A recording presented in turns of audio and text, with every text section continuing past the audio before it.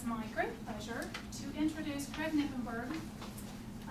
Craig counsels individuals and families, but the great kind of unique thing that he does is a lot of group work with adolescents.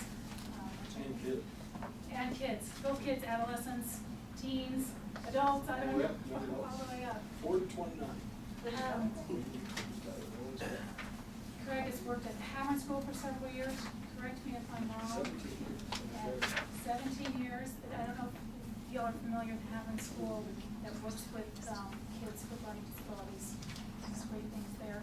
He's on the board of directors at Denver Academy. We work at St.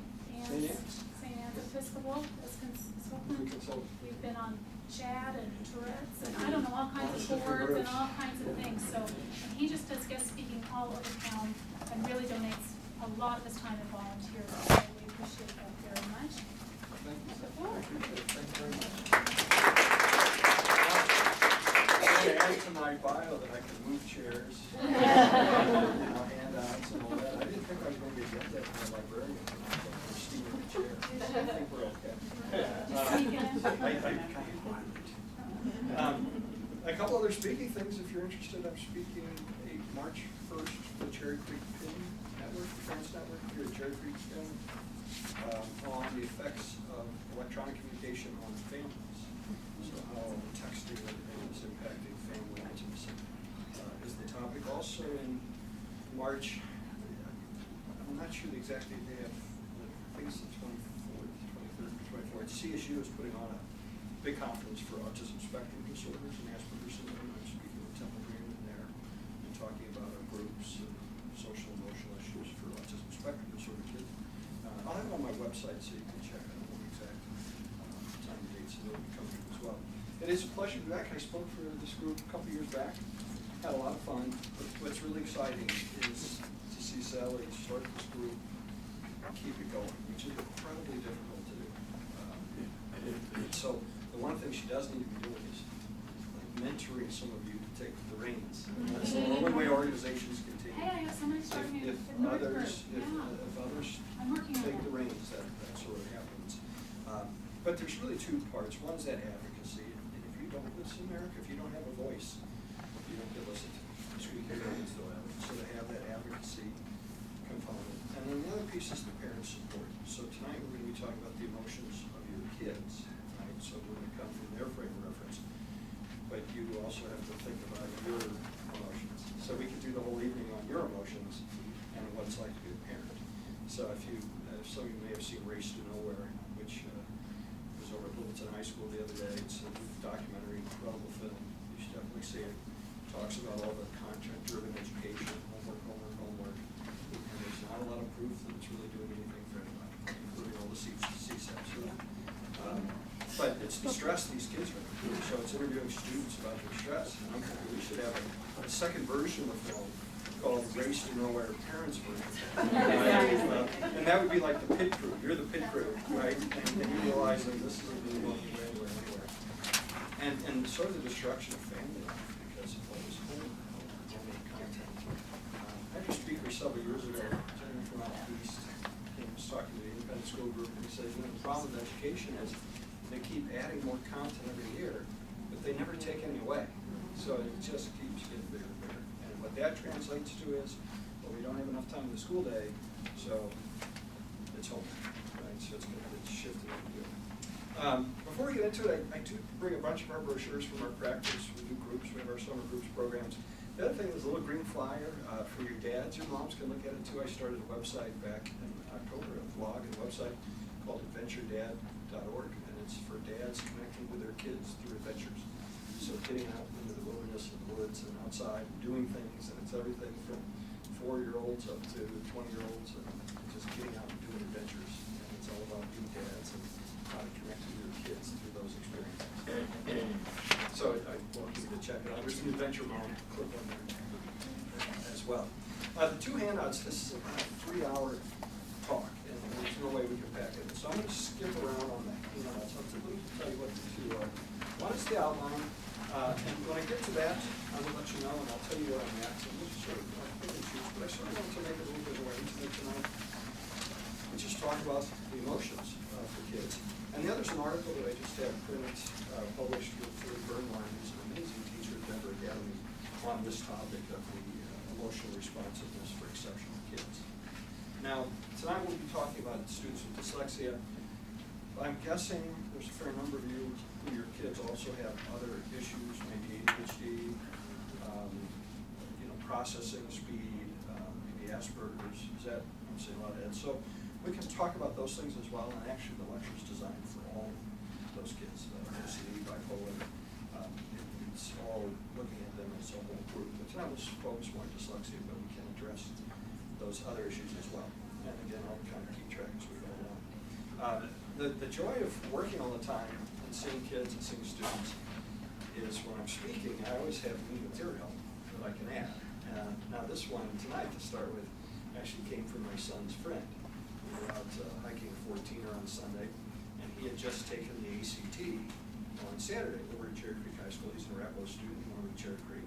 So we were talking about the ACT, and I said, now how about the kids who get extended time, because they're IP and maybe reading issues, potential issues, how do they handle that? And he said, well, everybody comes in. So I'm imagining this, all these students, right? And then somebody comes up front and says, now, who here has extended time? And I'm thinking, now what guy who's probably trying to hit on some girl from Cherry Creek is going to go, oh, that's me, please, I don't want to be singled out from everybody. And I'm thinking, man, you can have all the rules in the world and all these things, but it comes down to implementation. And really thinking about, what would it be like to be a high school guy or girl and to be asked in front of all these kids who has extended time, and to raise your hand and then stand up and walk out to your private room. How many of you would want to do that? Right? It just was like a great plan, just trashed by implementation. Now, to get us into the emotional piece, I'm going to start with just a little guided image for you all that I want you to do one, and then I'm going to tell you sort of my story through my life. But the first question is, I want you all to think back to your childhood, and if you have a fifth grader now, maybe try to pick fifth grade if you can.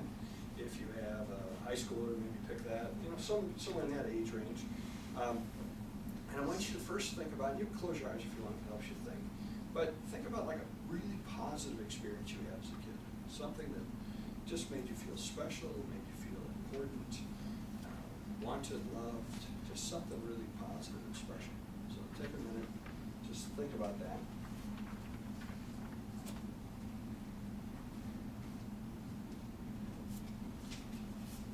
Okay, now I want you to tuck that in one side of your head, and this time I want you to think of a negative, something that hurt your feelings, made you feel different, not so good about yourself, unwanted, unloved, not part of things. So see if you can think of a negative memory, experience.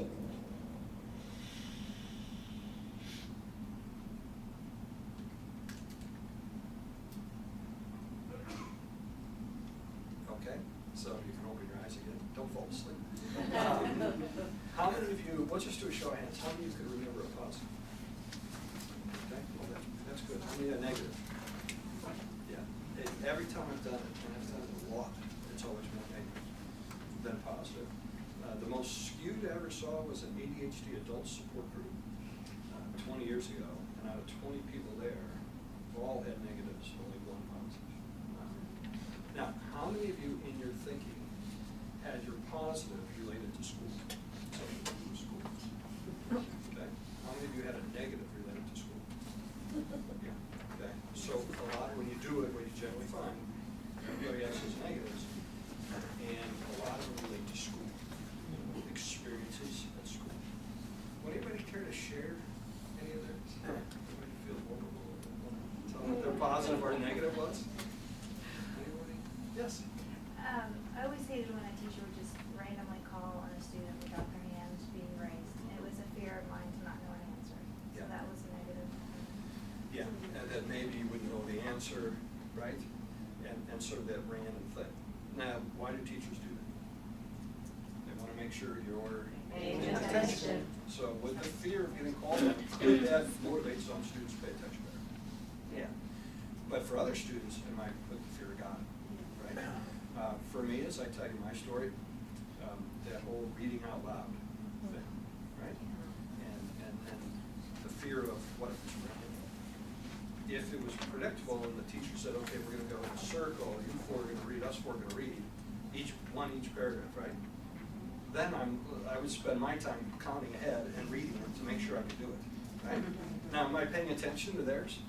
No. I have no clue what the book's about, but I got my paragraph, right? So then I had a strategy, but if it was random, you're toast, right? That's a big one. Anybody else? Yes? I would say, pass your paper behind you, have the person behind you. The other kids were so you pass that paper back, and maybe yours happens to go to the smartest kid in that subject or something, or the kid that's been picking on you, and then they're saying it. And then typically kids, when they get grades, what do most kids do? In school. What'd you get? What'd you get? What'd you get? Right? And I had a little girl the other day that told me, she said, I just turned my papers down as fast as I can. And I don't tell anybody what I got. One of the most upsetting things I ever saw for a little girl years ago, and this really emphasized the importance as you're working with your students, your child's teacher, and social worker and psychologist, that everybody needs to be on the same page. And unfortunately, if they're not, it really causes some devastation. In this case, it was a substitute teacher. And they had an agreement with the teacher for Carrie Ann that the teacher wouldn't use the dreaded red pen. Do you remember the red pen? Right? You know, where it jumps your mistakes like go right at you. The teacher didn't use that all year. Substitute came, and guess what color pen she had? The red pen. And Carrie Ann was devastated, and that mom was mad in the morning about why didn't somebody tell the substitute not to use the red pen, right? Said embarrassment around papers and grading and all that. Anybody else? I have like an auditory processing disorder. So a lot of times in class, they would make you read together in a group and then answer questions. Yeah. And it's always hard if you're not reading it yourself to listen and to keep track of what everyone's saying. Right. So that was really. Yeah. So some kids mumbling, another kid's racing right through it. Another kid maybe with dyslexia might be really struggling with it. And you're trying to figure out what they're talking about. Right. That's pretty tough, right? And then to be asked a question in front of everybody, that's a tough one, right? Any positives? Does everybody have a positive they want to share? Nothing positive? You must have, yes. In an art class, I was really good at art. Yeah. The teacher would, really go overboard about how I was trying really hard and doing a really good job and just being really supportive. And she knew I was struggling in other areas, Yeah. so it was just that support. So that you she needed. found a compensatory area for you and really stroked your art ability. Now, for me, unfortunately, I would grow in an age where they graded you if you could stay in the lines, which I could not. My fine motor was terrible, so I think I got a D or something in kindergarten, or I was behind in scissors. And I'm thinking, did I stand on the kid next to me or something? I knew to deserve a 1 in scissors and crayons, you know, it was terrible. But I couldn't keep the thing. So that would have been mine. For you, that was a compensatory area that you felt mastered, right? Bob Brooks, if you ever get to read his stuff, he's from Harvard, written, 20 books. He talks about every child needs an island of competency, an area where they feel good about what they're doing. And you really need that, I'll tell you about that. But you have to have that. For me, the first time I did this, and I'll tell you about my experience as a student, but the positive that I remember is in 3rd grade, when Miss Hunter was, young Miss Hunter, I think I had a crush on, I was trying to sit by. She was doing, I think they're called similes, something is as something else. And now I really struggled with grammar, all those adverb things. And she said, for instance, I could say Craig's eyes are as blue as the ocean. Well, that's the only time in English that I really enjoyed. Wow, I'm going to marry you. I'm out of here. This is incredible. That was my best moment ever. Was that. Now, in 1st grade, starting out, a month into school or whatever, the teacher got out the list. And she said, okay, the following students are going to be going with whoever, and they're in the giraffe reading. And she read about, maybe 20% of the kids' names. And then she said, now the following students will be monkeys. And that was the bulk of the class. And she read off their names. Well, I'm sitting there with like 2 of my buddies, and our names haven't been read yet, right? she said, and these students will be in the turtle reading. Oh. And my name was on that list with a couple other kids, right? Now, while I have dyslexia, and I still have it, I'm still phonics impaired, I was smart enough to know what turtle meant, right? I wasn't dumb. And I thought, whoa. Now, at that moment, my first grade reading experience, so you talk about you want your kids to have a pleasure connection with reading, right? My mom read to me, my sisters read to me when I was little, but what happened to my pleasure connection? It was gone, absolutely gone. Now, I had a couple psychological choices to make at that point. You know, for the kids, exceptional kids, they sort of get to the point where they either figure you're the dumbest person in the world for nagging them about their homework, or they're the dumbest person. Now, I liked my teachers, I liked my school, I actually liked school for other than reading and English. So I didn't want to go that route, and I certainly didn't want to go the route of I'm dumb.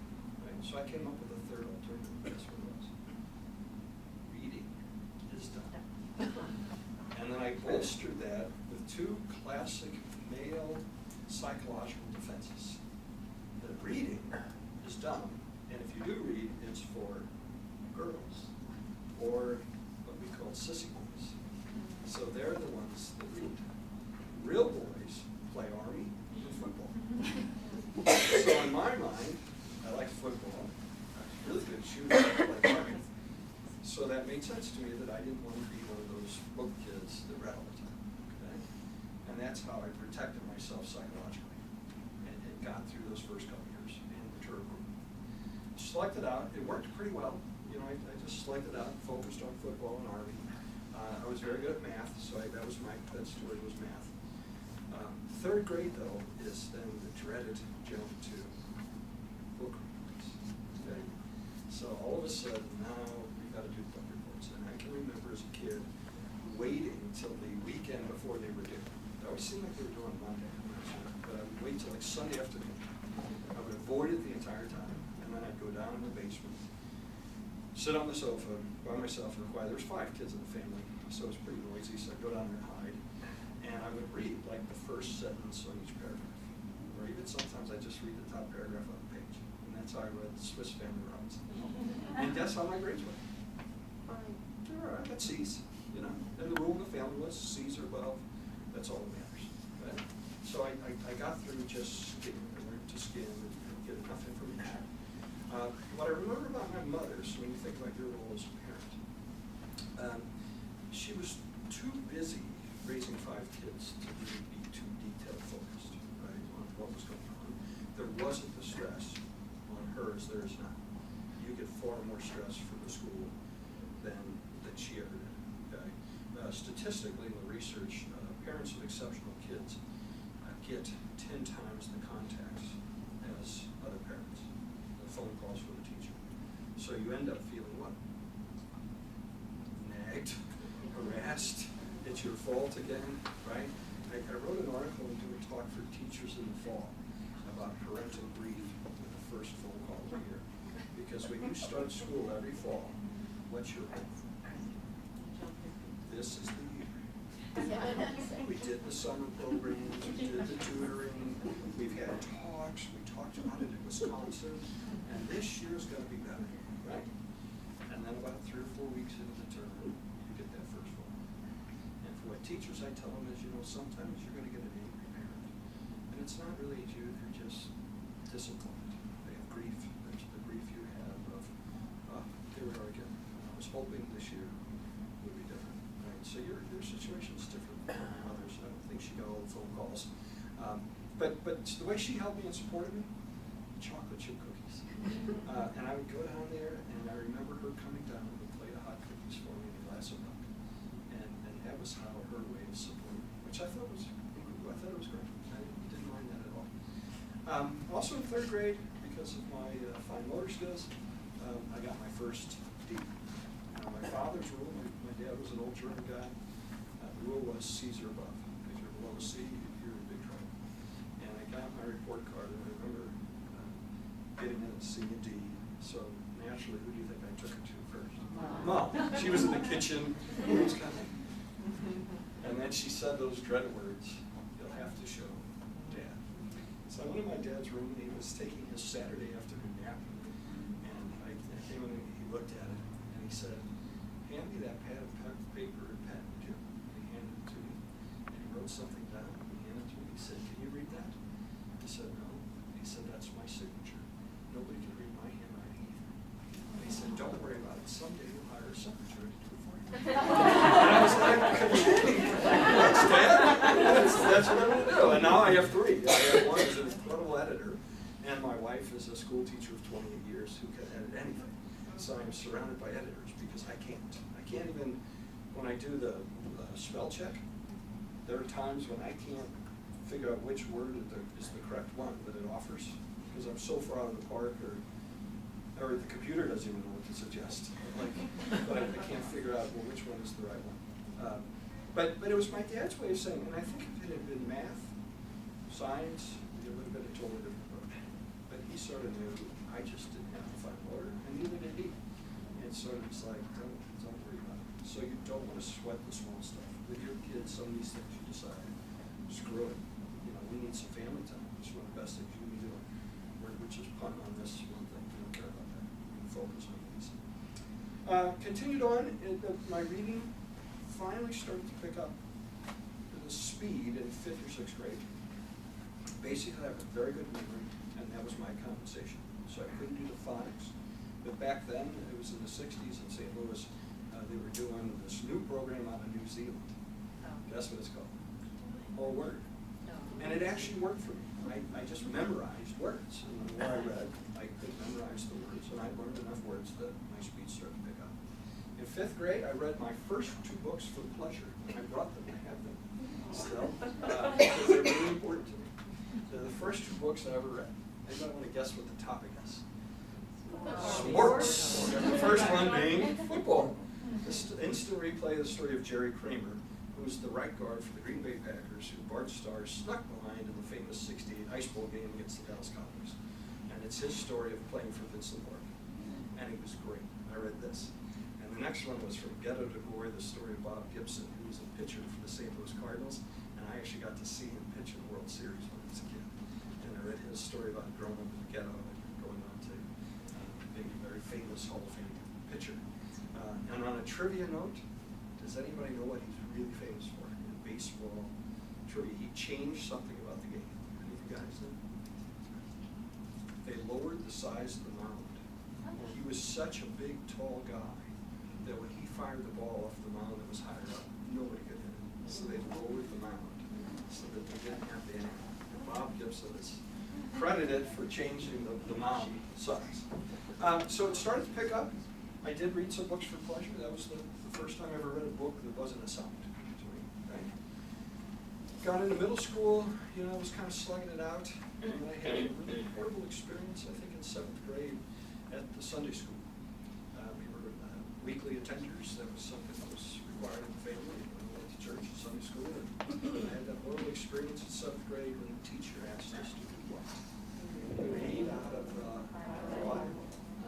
Now, reading just regular words was hard enough. I certainly wouldn't know how to pronounce Jehoshaphat.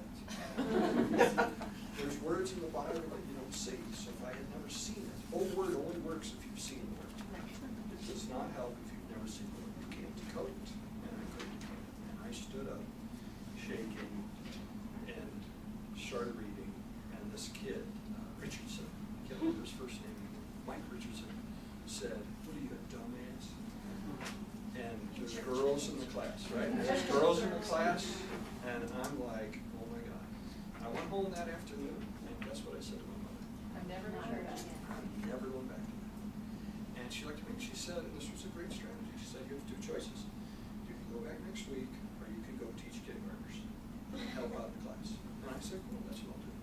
And I started teaching Sunday school and did all through high school. I taught the little kids and loved it, learned how to work with kids. I still work with kids.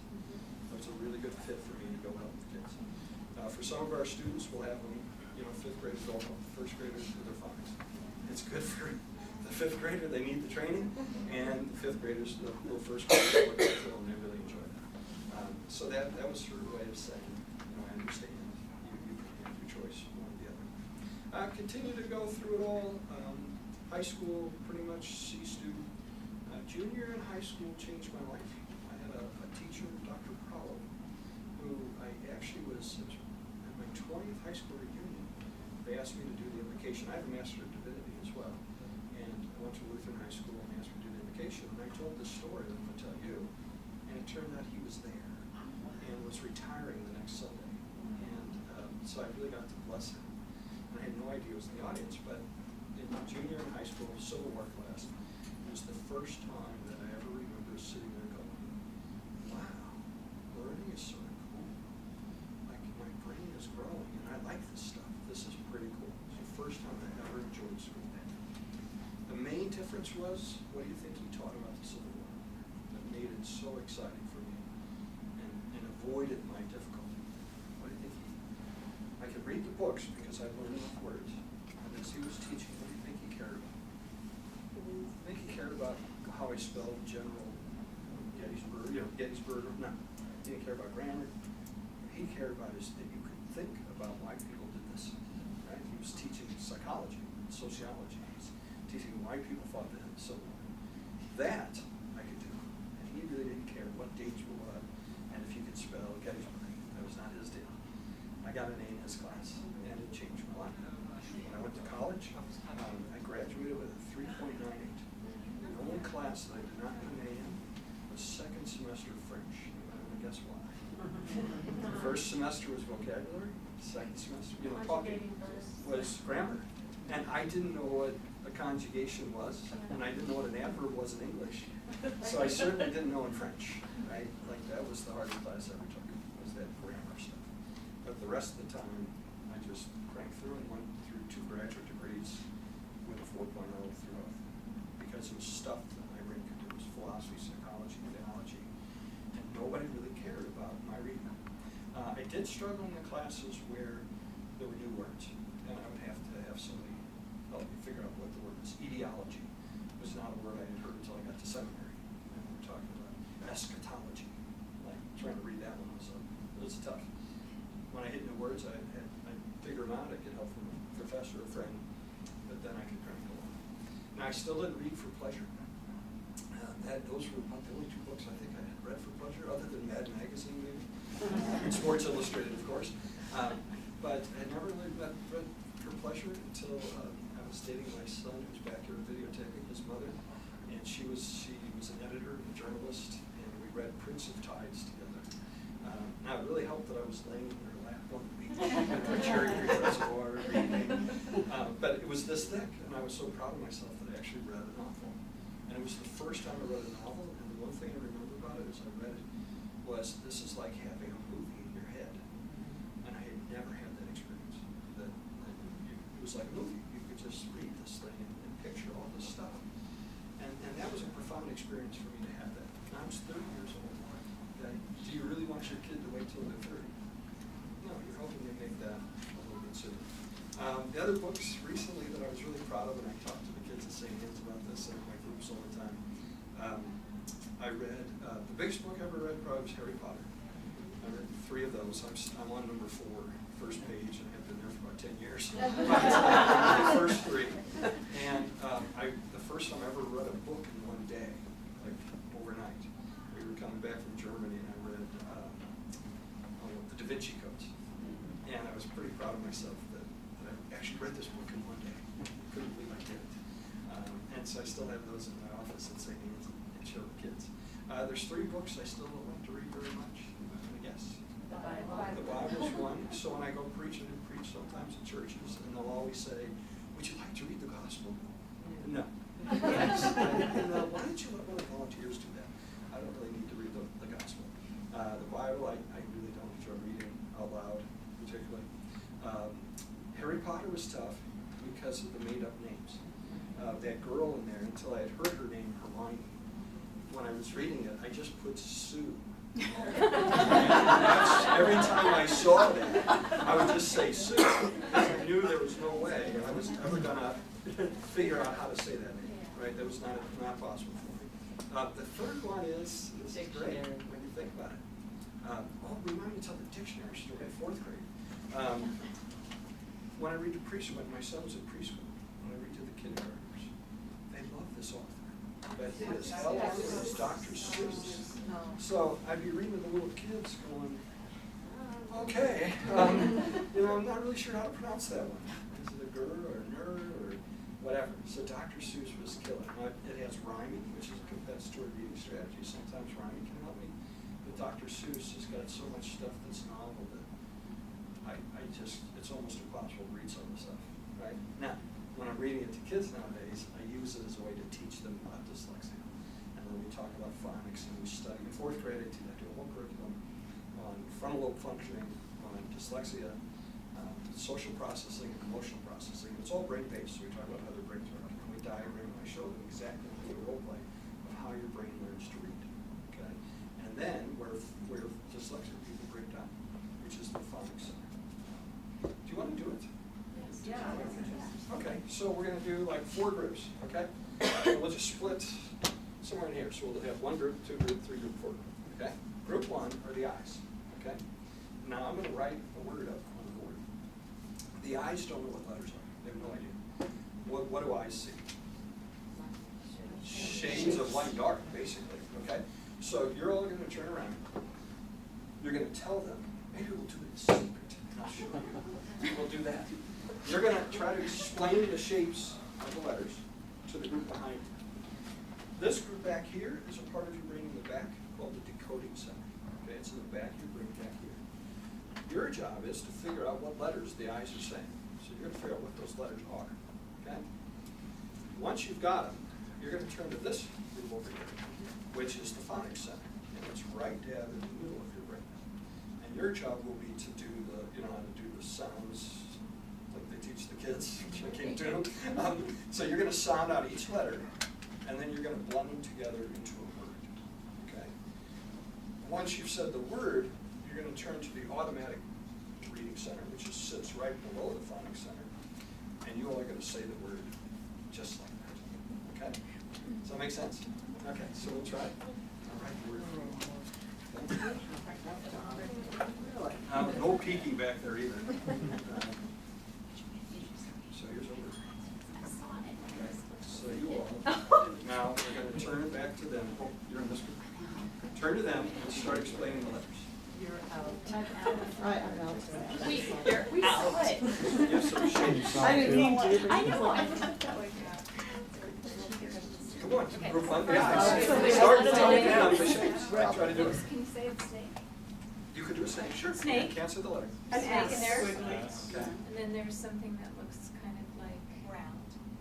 There's a round. No. It's the second one. No, It's the third third one. one. Oh, it's like a tree. Second. Okay. Looks like a tree. Looks like a tree. T. Yeah. And there's this one around.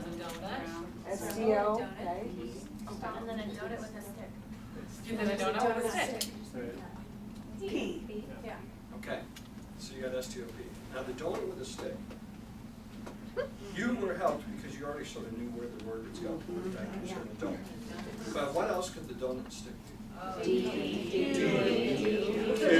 And a P, right? So you got 4 other letters it could be. Now for kids who mix up their letters, what are the most common ones? D and Q and P, right? And they constantly struggle with those. Okay, but you got the 4 now, you turn to them and tell them the letters. Now you do the phonics, so let me tell you, you do the phonics, you do the sound. Do the T. And then blend it. Stop. Okay, this group? Stop. Okay, we're kindergartners. We just learned, the first graders, second graders, we just learned to stop. Our brain just did stop. Okay. Now, is it a fairly labor-intensive process? Okay. This group is pretty good at it. Typically, the one that's most difficult is the sounding it out. Some kids will struggle with past first grade with B or D, or they reverse letters, right? About 10% of kids with dyslexia do reversals. It's not many, but some of them continue to do that through the lifespan of elementary school, high school. I never had reversal problems, so the decoding center for me worked fine. For the majority, the basic definition for dyslexia, it's a breakdown of the phonics center. So the information comes in here, goes back here, and goes to the phonics center.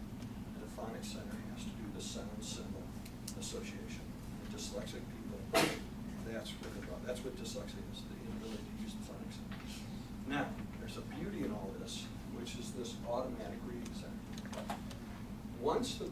has done this enough times, when you've seen it enough times, they become what I think the teachers with the kids nowadays call sight words. They become sight words, and the reason they become sight words is they get stored in the automatic reading center. So now stop is in here.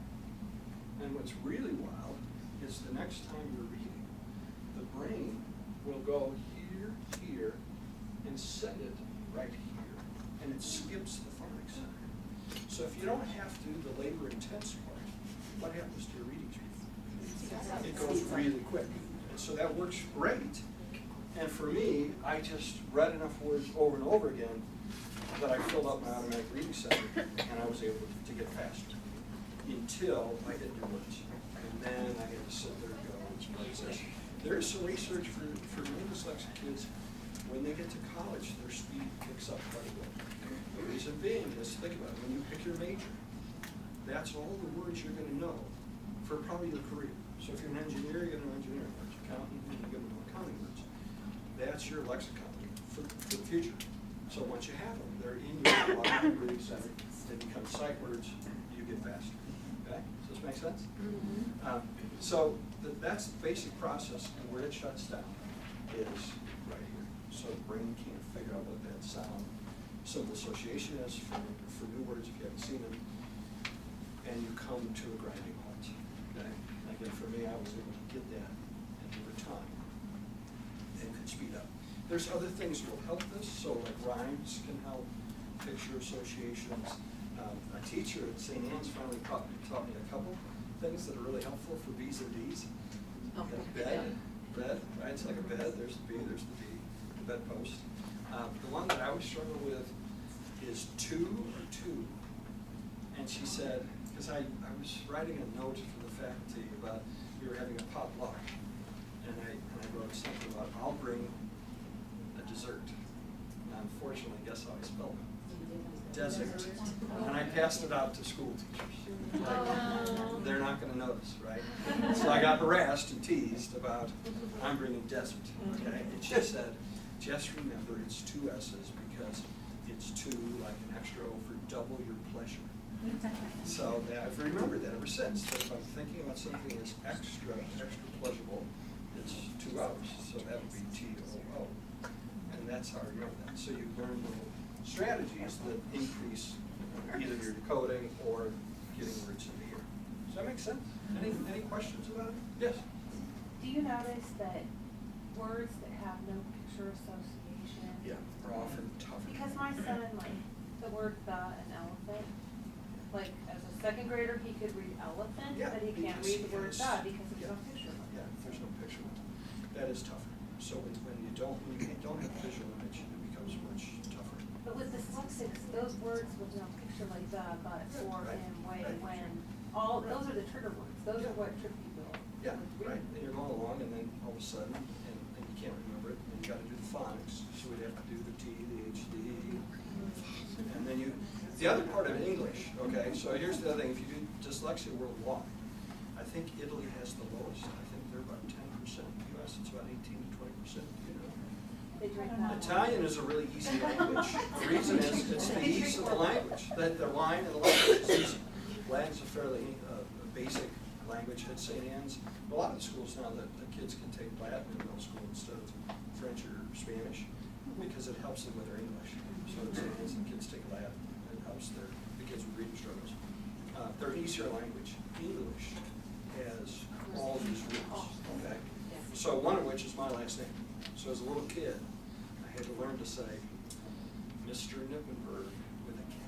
It's Knippenberg with a K and an I. Okay. Now the kids at the school, little kindergartners love me because they go and they say to their parents, he has a silent K.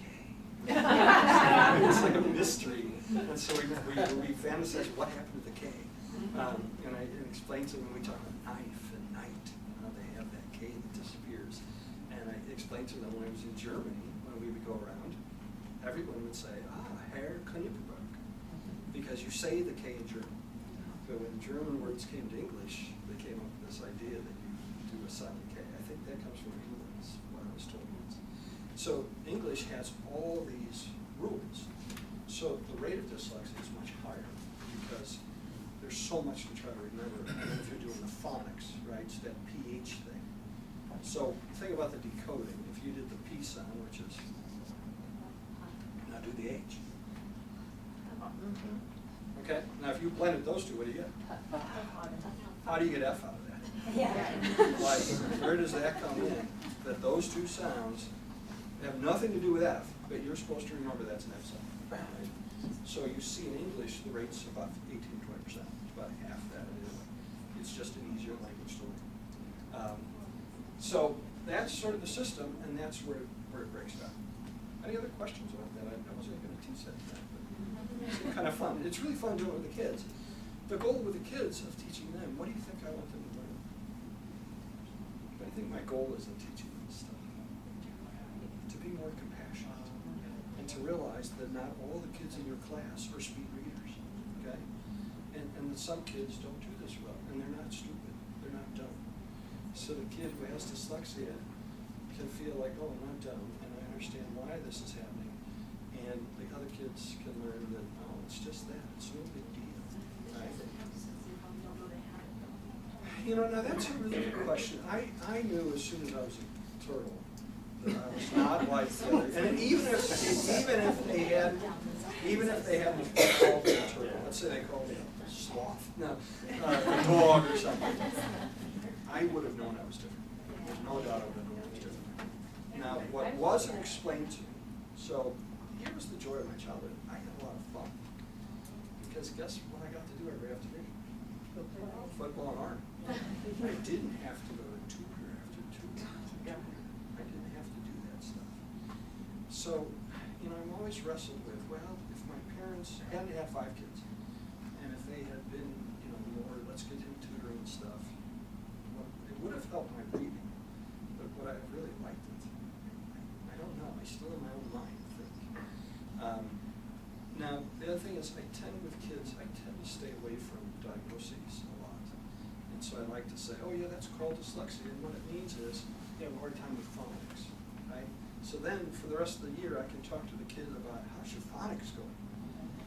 That sounds a little nicer than, how's your dyslexia, Bob? And you know, and the same with ADHD, if your kid has ADHD. You know, if you want people always using those, what do you call it, when you have the 4 letters? An acronym or something? Yeah, I mean, label, it's a label, right? So I try to get away from labels for the kids and just talk about, yeah, this is sort of what it is. And then the bigger goal, hoping the other kids will get it, and maybe they'll be more sensitive, okay? So for every kid like me, and I can remember this, you know, they had those SRA readers, not your younger, but they had these SRA things, and, you know, I'd be on level 2, and Bob would be on level 10. Like, this sucks, you know, because it's all self-paced, right? And you know you're different, right? The other one is, and I talk to kids in 1st, 2nd grade. One of the big things in 1st grade, when you say to 1st graders, how are you reading it? The kids that are proficient, what do they love to say? I'm reading chapter books, okay? That's the big term for 1st grade. I'm reading a chapter book, which means you're past Dick and Jane, but you're past those pictures with like 6 words, right? You're reading a real book, okay? Now, again, if you're this child sitting there and somebody's saying, I'm reading picture books, and somebody else says, I'm reading, you know, chapter books, how are you feeling? That's not very fun. I'm still reading the little picture thing, okay? The other one is when the kid who's the fast reader, you know, the teacher says, read this, and the fast readers, when they're done, they go, finished. Now, in a way, that's no different than a PE class or on the playground when you race. The kid who wins usually says what? I won, right? Now, we have a rule for that, which is, okay, be happy, but don't brag or gloat too much, right? So we all know that's fine. And the losers then, what are they supposed to think? Try harder, you know, maybe next time I'm gonna beat that guy.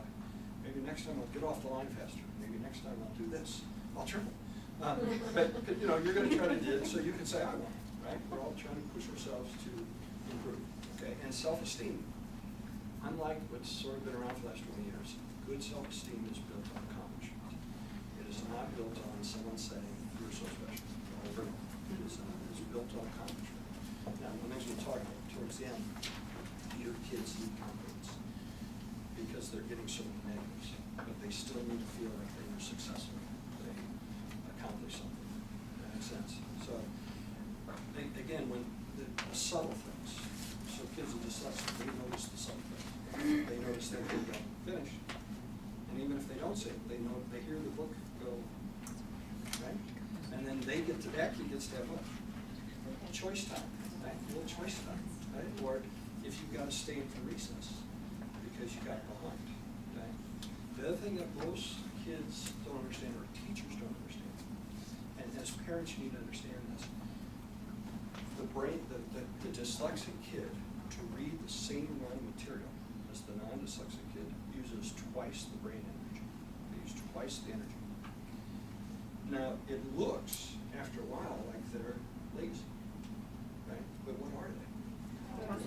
Tired. They're absolutely tired. Now, then you also throw on top of that, how many of you love to do something you hate? How many of you are just totally excited about your taxes right now? You're just like waiting to get in there and crunch those numbers so it can all add up perfectly. Now, there might be one or two of you in here who are like that, and you really enjoy that you got the numbers to add up perfectly within 2 cents or something, right? And then if you did 2 cents off, you'll search till you find it. Most of us, how do we feel about our taxes?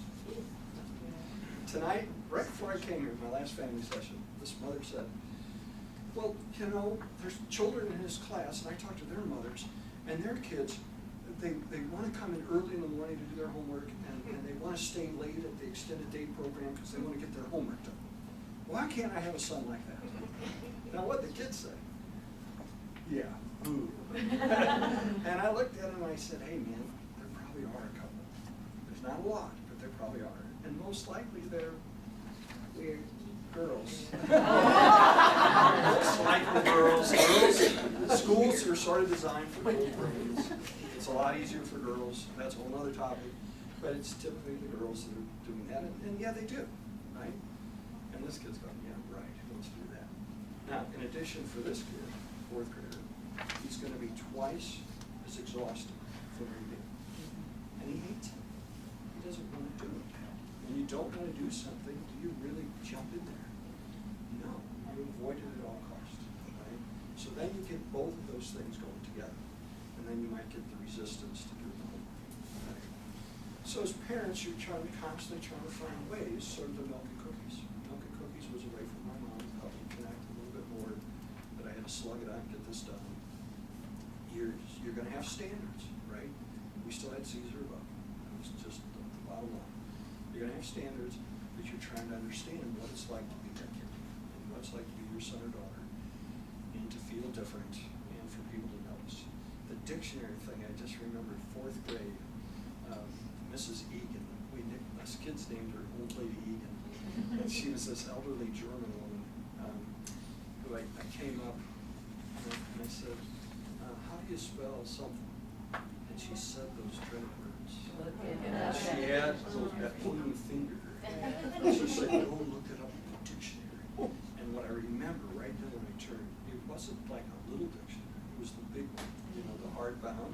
And it was on its own pedestal, like a shrine. Like I have to go bow before God, and I'll go to hell if I don't get it. And I sat there for the longest time, and the hardest part was I couldn't figure out what the first letter was. For the life of me, and I don't know with words, but I couldn't figure out the first letter. So how are you going to find one word in that entire book if you can't decode the first letter? Right? And I just had this visual instrument standing. Right? So those are those sort of day-to-day experiences that kids go through that emotionally take their toll. Now, if you also throw in executive function, so for your kids with ADHD, okay, so if we did a little scale, I don't even know if I'm going to get to my outline. How much time do we have? We have to be cleaned up and out of the building by 9, but you could go literally. So if we did frontal executive functioning, now how many of y'all heard executive functioning versus ADHD? There's 2 reasons for it. And we're going to guess why people are using executive functioning instead of ADHD. Clinical is one. Because what's the stereotype of ADHD? Oh, it's made up, right? And that's just the drug companies. They just want to sell more money, right? So ADHD has gotten so negative in terms of the term, and people make jokes about it. And now most psychologists in their reports put executive functioning difficulties.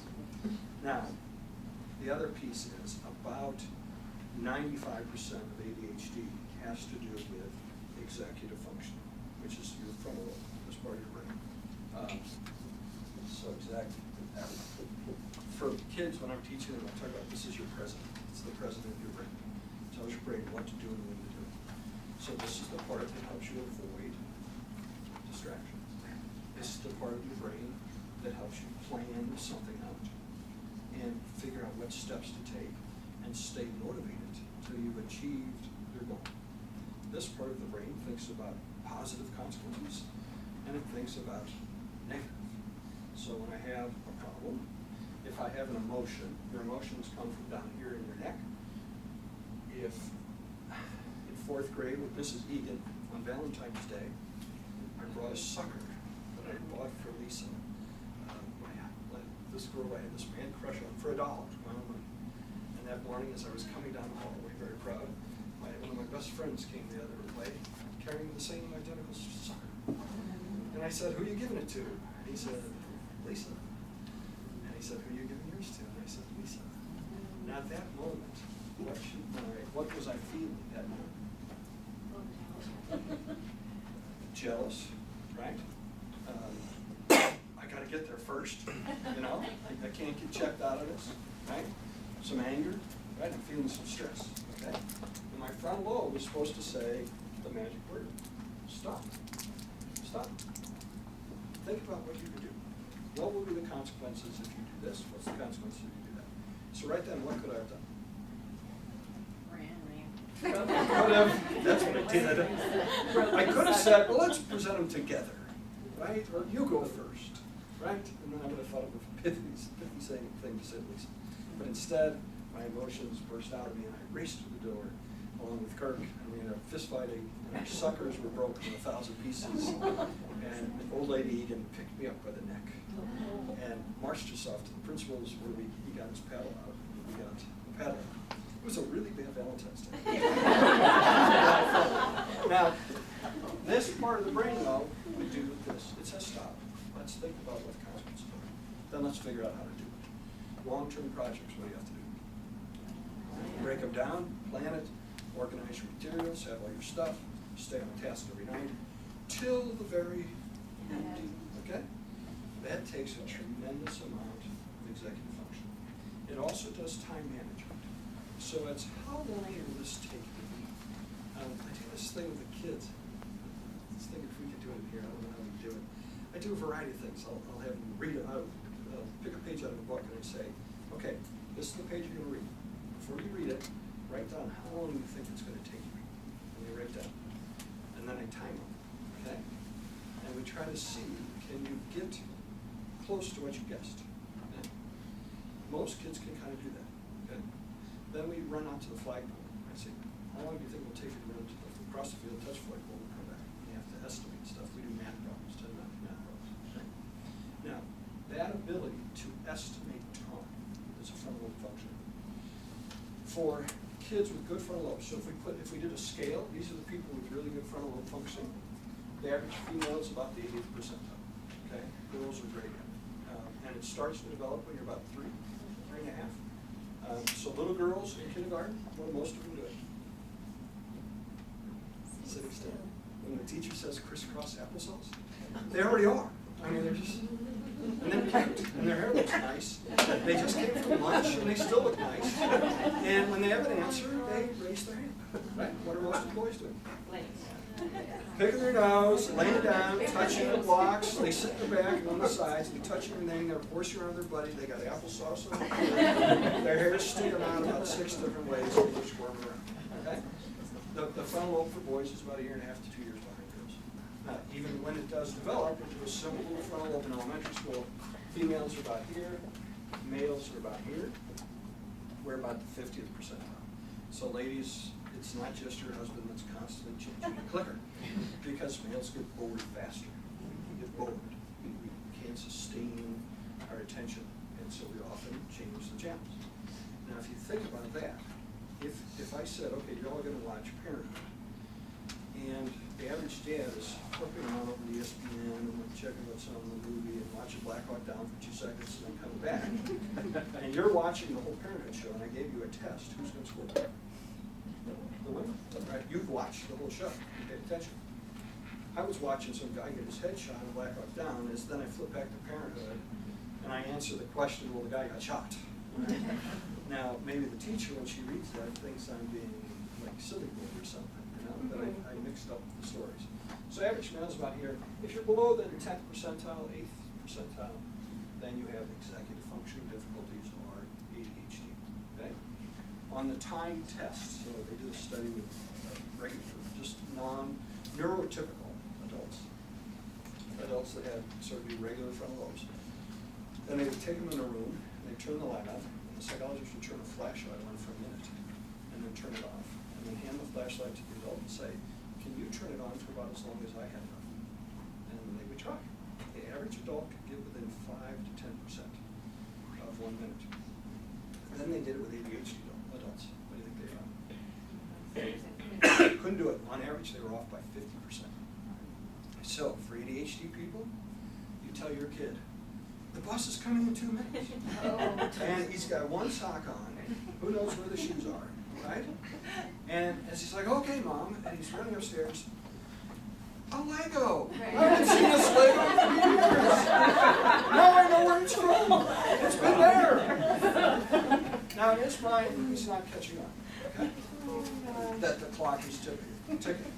There are kids in middle school who on Monday when the teacher says, your only homework is to have the book report done by Friday. There's students, probably girls, who are going, okay, tonight I'm going to go to the library with my mom. Now I know she's busy and has her crafting group, so I'll ask her right after school so she can take me through 30. And I'll start reading my book, and tomorrow I'll finish the book and I'll have my outline. Wednesday I'll write my rough draft, and then I'll have Thursday to review it. Okay? And make sure my name's on it. These kids, when the teacher says that, think what? No homework till Thursday. Right? And they come home on Monday and Mom says, do you have homework? And I said, no, I don't have any till Thursday. And then about 9 o'clock on Thursday, can we go to the library? Right? And you're like, well, no, we can't right now. You're not helping me. You told me you would help me with my homework, and you're not taking me to the library. Right? And then you're up all night, and we've got the fighting and everything. Because they don't plan very well, they don't organize and plan in a linear fashion, and they don't associate with time. Now, where that gets really scary is when you think about people with ADHD doing things like driving or running out to get the kickball in the street. Okay? When you run to get that kickball, now, first of all, that frontal lobe says what? Before you run out there, stop and look both ways. Okay? You're really hyperactive ADHD kids. For some kids that have the hyperactivity, if any of you have kids that are motorically hyperactive, the reason for that is the movement center is right in the middle of your frontal lobe. So the movement control center of your body is right there. So some kids have that and some don't.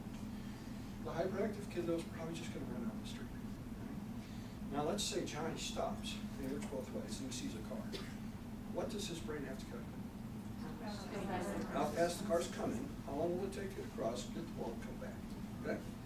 Now, if you're off on average by 50%, and you're managing in microseconds, is that really good? In driving, what's the hardest thing for teen drivers? Left turns. When you make a left turn, your brain has to gauge how fast the car's coming at you, and can you get across? How long will it take you to get across? Okay? If you don't, if you're off by the fraction of a second, you're broadside. Okay? That's the toughest move. Now, the most frightening statistic you'll ever hear is Timothy Willens at Harvard wrote a book called Straight Talk About Kids and Medication. And in his research, he found ADHD kids off medication, okay, have 400 times the accidental death rate of other kids. Accidents, right? Because what are they doing? They're running out for the kid. They're doing things like the ball goes on the roof. One kid might say, probably a girl, let's get a parent. What's the ADHD? I'll get it. I can get that. Now, maybe this time it's laying right next to the power line, right? So they just have a little lot more accidental death than other kids. They have high school ADHD teenagers have 4 times the driving accidents as other kids, 4 times the tickets, 4 times accidents, car accidents that resulting in injury. The statistics are just huge, and it has to do with executive function. They're not planning, they're not measuring time, they're impulsive, they don't stop. And the other thing is then when they get fueled by emotion, okay? So when the emotions come out, you're supposed to be able to match that up, sort of like a fast break in basketball. If I've got 2 excited feelings coming out of me, I should have 2 players trying to stop me and go, wait a minute, should I get in that car with no seatbelt? You know, there's 5 kids in the car already, there's no seatbelt for me, I really want to go to the football game. I want to go get pizza afterwards. Should I get in there? But if I've only got 1 defender and 2 players coming at me, what usually happens? The 2 score, right? So at Rebel High School, this is 10 years ago now, a freshman boy who had ADHD jumped in the car. The driver took a left turn, lost control into a ditch, flipped the car, and he died. It was after like a football game, enough references or something. Didn't stop and control the emotions. The emotions could be excitement. It could also be what? Anger. Right. So ADHD kids, if your kid has that too, they tend to be very impulsive emotionally. The article that's there, the title is "The Feeling du Jour." It's whatever they feel at that moment is the biggest feeling they have in the world. And if they're mad, they're really mad. If they're worried, they're really worried. If they're excited, they're really excited. And it can change just like that. But when it comes out, there's not much frontal lobe stop. It's just sort of overwhelms the executive function. Now, the more joyful news, how many of you have teenagers? Okay, at puberty, this becomes twice as active. For all teens, frontal lobe functioning drops in about half. Dopamine levels drop, about half the executive function from about 5th, 6th grade. It's not fully wired up till they're 25. Okay, so the frontal lobe will only develop till they're 25. There's a big jump in maturity for girls around the end of 8th grade, for boys around the end of sophomore year. You'll see some maturity there. But again, every Monday when you pick up the paper, is there stories about teenagers doing things over the weekend? Yeah, and they die a lot because they do things, they're excited, they're emotional. So instead of a 2-on-1 break, for all of them, it's about a 4-on-1 break. Now if you have ADHD, it's about 4 on. The smallest guy on the team is trying to stop the 4 big guys. You just can't stop it, and they're constantly run away with their emotions. Yeah? How does the statistic change when they're on meds? In the accident death ratio, it's the same. And I don't know what that is, but compared to other kids, off meds was 400 times more. On meds, it was the same. The deal with driving, and I'm not promoting medication, I don't work for any pharmaceutical companies. Nobody's paying me to be here. For the teen drivers, most kids, if they don't take their meds, after school and weekends, winter teen drivers usually drive. After school and weekends. And so one of the main recommendations from the CHAD organization is if you have a teenager with ADHD and they're driving, make sure they take their meds with the driving. So they may need to switch to Vyvanse or something longer acting, or they may need to take an extra dose after school and they take it on the weekends. Because having them drive without paying attention, without being in the time is really not good. That's bad. Yes, did you have a question? Yeah, what was the name of the book again? Straight Talk About Straight Kids? Talk About Kids and Medications. And Medications. He's a really good speaker. He was out here, I was on a panel with him 15 years ago. But it was pretty impressive. And there's been so many developments in medications since then. There's this whole new generation. Fewer side effects. It's never perfect. Some of you have probably been through the ringer with trying to get the right medication. Okay? So that's that executive function piece. Now, if we go back to reading. Do you have to pay attention to reading? Yes, okay? You pretty much got to focus, especially when it gets sort of technical, or science or something, and you're trying to figure it out, okay? So if you've got dyslexia, and you also have a hard time paying attention, right? Or a hard time with your working memory, your frontal lobe has working memory, holding things in your head for a little bit of time. The The easiest way to think of working memory is when you read the newspaper and you get to the bottom, it says continued on 6C, okay? So for a couple seconds, when I was younger, I could hold 6C in my head and get to the article. Now, as you age, that ability goes down, and there's plenty of times where I've turned a couple pages and I'm like, oh, damn. I've got to go back to the front to see it was 6C, and then I have to really hold it in my head, 6C, 6C, 6C, until I find the article, okay? That's working memory. Now, if I'm struggling here, I don't pay attention well, I get distracted easily. I just heard somebody's gum pop, okay? So, again, I'm in class, you're chewing gum, right? Or, give me some real chewing gum, right? So, that's going on for me. I'm thinking this assignment's only going to take me 10 minutes, when really, how long is it probably going to take me?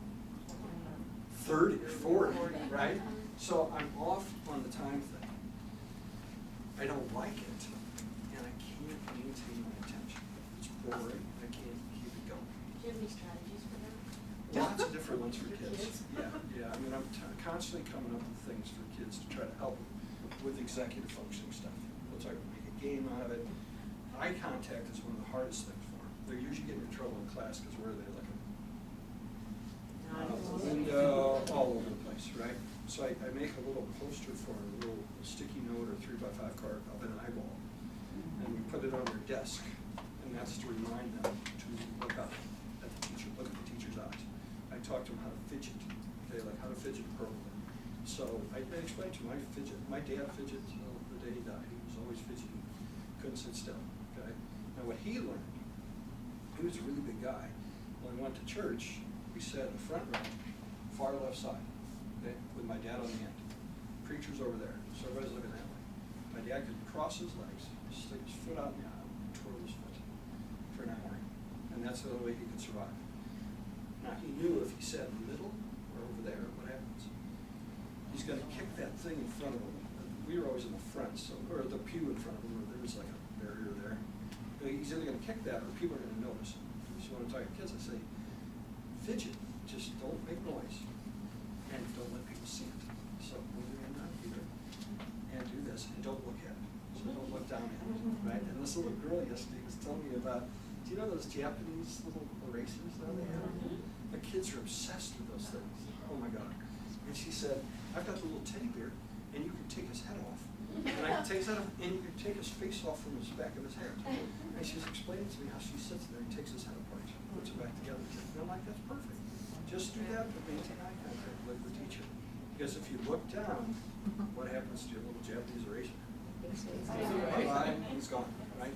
So the learning how to fidget, lots of little strategies to accommodate whatever it is that's lacking here. Behavioral strategies, so reinforcements, checklists. I do a lot of checklists with the little children, and then they get a reward or something. What's that? What about when they're reading books and they can't sit still and they're Yeah, easily distracted? what I love is that I do it laying down with them. That they need to just take a stretch break. You need to move around a little bit, come back, pick a goal. Maybe let's read this, and then we'll take a stretch break. Let's read this, and then we'll have a thumb war. We'll do a thumb war, right? Like every paragraph, we'll do a thumb war, okay? And then we'll get back to you all know thumb wrestling. And then we'll get back to this paragraph. Or you could stand and read. Why don't you stand and read? Try that, right? You generally have to keep the dog out of the room. Dogs can be really enticing to touch and pet, and then you're all over the place. For a lot of the ADHD kids, doing their homework in the kitchen really isn't good. It's just too distracting. And then the other thing for the dyslexic kid or the ADHD kid, because of their attention issues, the sibling who doesn't have it finishes, and then they go out to play or turn on the TV. So now, how's your child feeling? Well, this really sucks. Johnny, my brother, is giving a play dinner and watch TV, and I don't get to, right? Now, does the kid really add this all up in his head about, well, of course mom's being fair, because I have struggles, and I need to take a little more diligence into my life so that I can go to college like my brother did. They're not thinking that. What's the only thing they're thinking? I want to play. My brother's playing, I'm not. This is unfair, right? That's a kid's mindset. So you're constantly working with them around their grief. what is it like to go to the toilet? What's it like to take medication, right? What's it like to get those red marks, right? I finally had to tell my mother in college that I really didn't like getting my letters back with red circles in them. She did. She would send it back to me with the misspelled words. And I said to her, I said, Mom, this doesn't really motivate me to write. Like, if you want me to write home, you probably shouldn't do that. It doesn't really make me enthused to write to you, right, before email. So you're helping your kid talk about what it's like to do it. What's it like to feel you got embarrassed, okay? I have a distinct memory of being in the car with the family. We were in Iowa, went on a trip, we were driving through Iowa, coming back from Colorado. And I tried to read the name of the sign that we were going to, the city. And I said, oh, there's the sign for Des Moines. Now, I was trying phonics, right? But I guess it's French. Nobody explained to me Des Moines, right? I actually tried to be phonetic.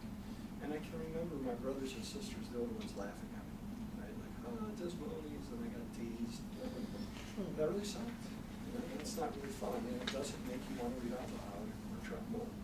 So your kids need, if you think about what are their basic needs, one is they do need positive messages from you. Okay, they need lots of positives. So on average, the ADHD kids, I've not seen the research on dyslexic kids, ADHD kids get 10 times the negative feedback of other kids.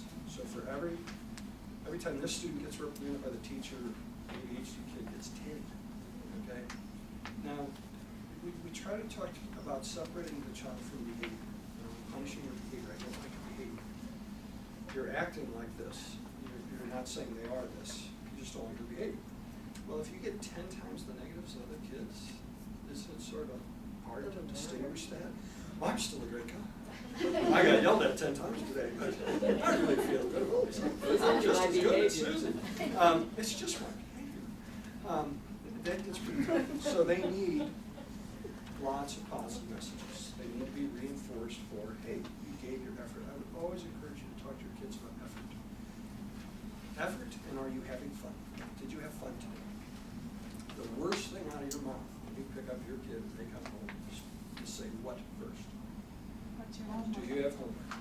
Do not ask that first. Does anybody want to come home after a full day of work and have your spouse or somebody say something like, well, are you going to check your emails? Nobody wants that. Do not ask that. Now, if you've got the kid with ADHD, you better ask it before you leave, because if you don't, what happens? The book is at the extended day program. The worksheet is on the playground, and the other book's in the locker, right? So you do have to, before you leave, go, oh, no, let's do our little assignment plan and check it and make sure we have all our equipment. But they need lots of positives, and for positives for when they're successful, but positives when they fail. And we just talked about, did you have fun today, and did you give your best effort? All I care about is your effort. Don't care about the grade, I just want you to give your best effort. Yes? I was just going to ask you about with the medication, because we have that problem with homework, because we kind of have to do it right at school before the medication Yeah, goes off. you do. But you want to help him or her sort of understand that, right? So insight is always a good thing. That, well, is it good for you to do it after school? Yeah, probably is, because your medication's working, so we will have to get to it pretty quick, and then you can be free. But when you see him, say a few things first, right? I love you. Here's how my day was today. This is what happened today. I went to the neighbors, a raccoon came down the tree, went through their garden. Don't ask about it right away. Then you can get to it, but don't ever that be the first words out of your mouth. That's sort of a buzzkill. Or constantly reminding them, don't forget what you're reading tonight. 30 minutes. We have to do 30 minutes tonight, don't forget. Do you want to be reminded of something you don't like all evening? No, right? So you let them know ahead of time, here's when we'll do our reading tonight. I'm really looking forward to see how that turns out. I hope we have a lot of fun. And you don't talk about it again, right? So it's lots of the positives, just, they need a lot of it. And this is not the Tiger Mom approach. If any of you follow Tiger Mom, this is not Tiger Mom. She never raised a special needs child. It sounds like the first one was like totally had great football function. If you follow it, it's a wild story.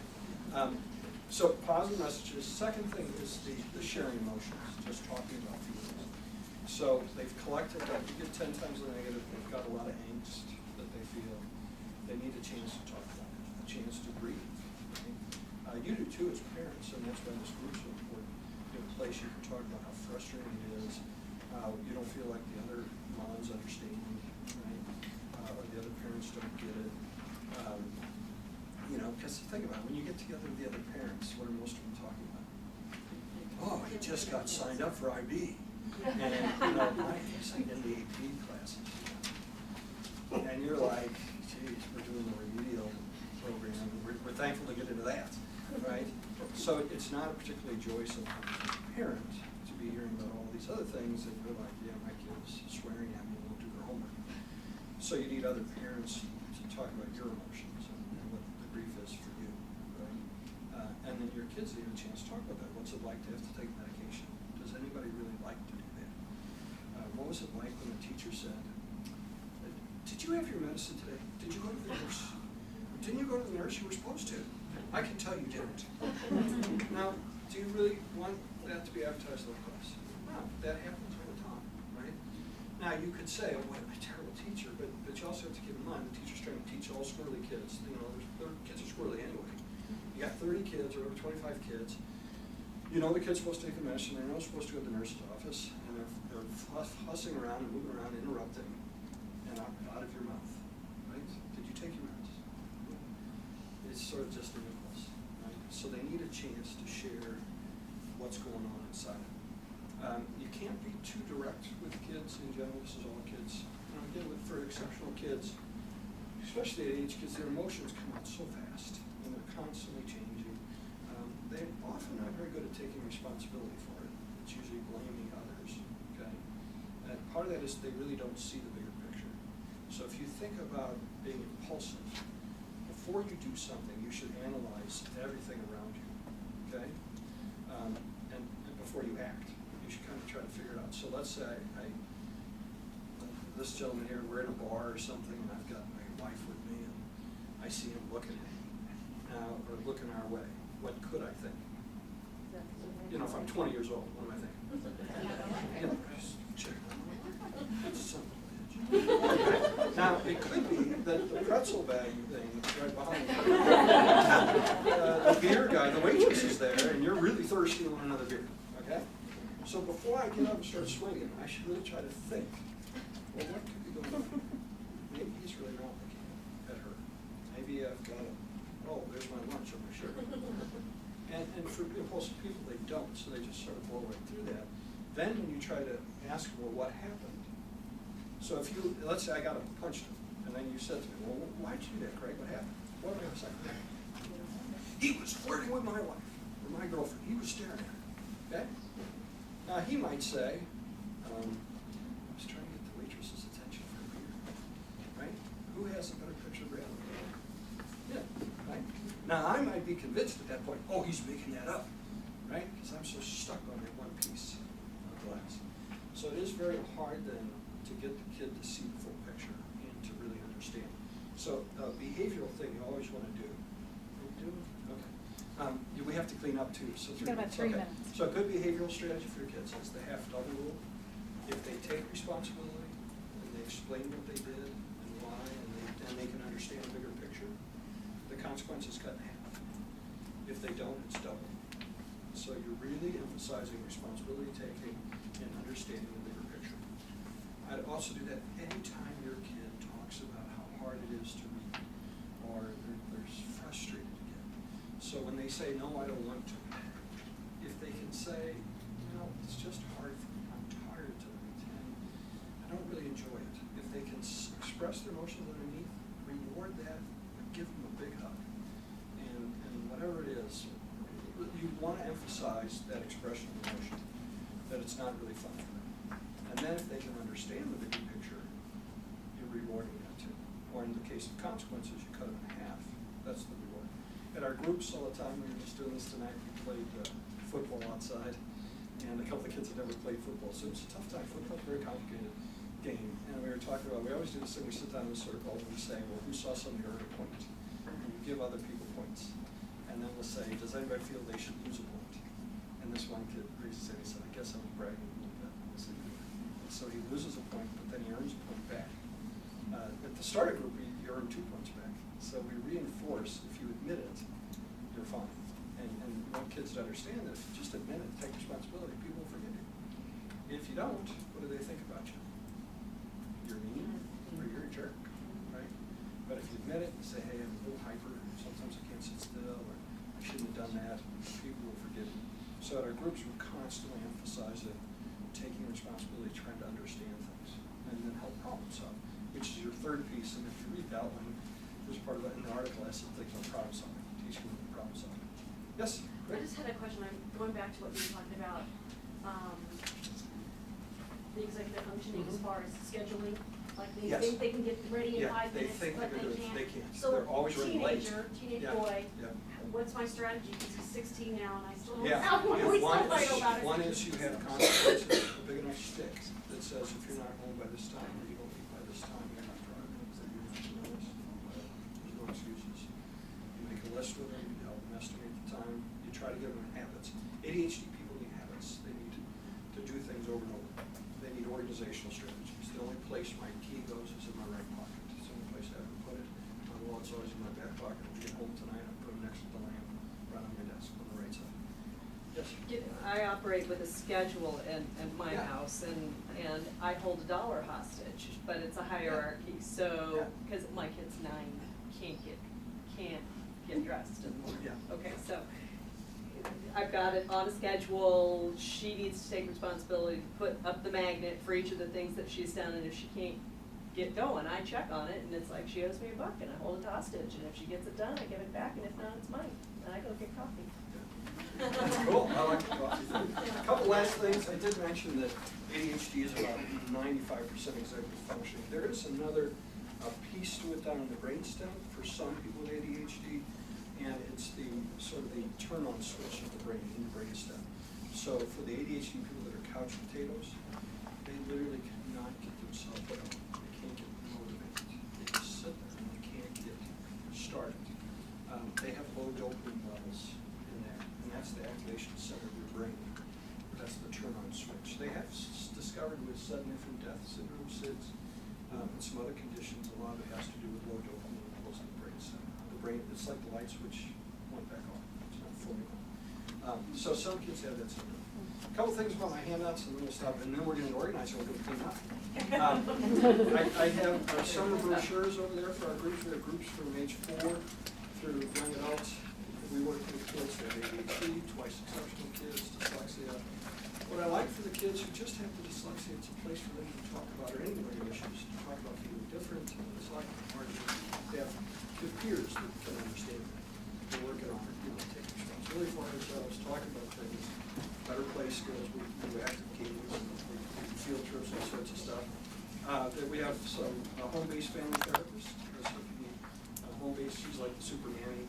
We've got some other stuff on some of our other groups, adventure dads over there too. And there's a practice brochure with testing and all sorts of stuff. And our website's on there. So you're welcome to do that. Now, before we end, how are we going to clean? And then I want to send, wait, I want to say the closing thing. Okay, so here's what I tell you as parents. First, what I tell you, embrace the challenge. You have to accept the job. You have to embrace the challenge. You cannot get beat down and so frustrated that you no longer can. It's a challenge. You have to embrace it. Embrace the energy of your kid. Some of the kids I see have a lot of energy. And I'd also tell you, never wish a moment away. As a parent of a now 17-year-old, I'm like, what happened? The kid went so fast. And so if every night you're just thinking, well, I can't wait till this year